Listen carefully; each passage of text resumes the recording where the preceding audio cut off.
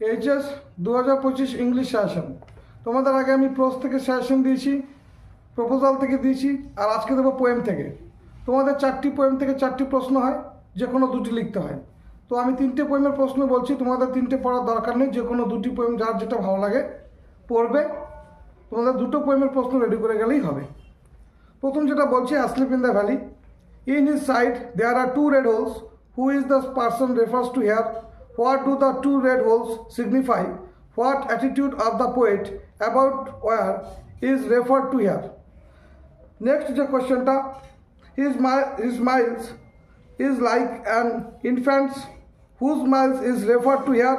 Why is his smile compared to the smile of an infant? How does nature take care of him? আরেকটা প্রশ্ন যেটা পড়বে এখান থেকে লাস্ট, সেটা হচ্ছে consider asleep in the valley as an anti-war poem, or what is Arthur Rimbaud's attitude towards war as reveals in Asleep in the Valley? Next যেটা বলবো, শ্যাল আই কম্পেয়ার দি। এখান থেকে তোমাদের 2টো প্রশ্ন করলে একটা কমন পাবে। প্রথম যে প্রশ্নটা, but the eternal summer shall not fade, who is being referred to as thy? What is meant by eternal summer? Why shall not thy eternal summer fade? পরের যে প্রশ্নটা পড়বে, shall I compare thee to a summer's day? Whom does the poet address to? Why does the poet propose to compare him to a summer's day? How is the question answered by the poet? এই 2টো প্রশ্ন করলে এখান থেকে common পাবে। আর যেটা last বলবো, the poetry of earth.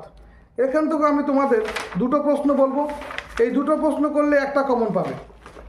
প্রথম যে প্রশ্নটা, takes the lead, who takes the lead and when, how does he take the lead? দ্বিতীয় যে প্রশ্নটা, তবে এই যে অধ্যায় থেকে তোমাদের এইটাই সব থেকে মোস্ট ইম্পর্ট্যান্ট, সেটা হচ্ছে why does Keats feel that the poetry of earth is never dead? বা এই প্রশ্ন তোমাদের ঘুরিয়ে আসতে পারে, how does Keats show that the poetry of earth is never dead?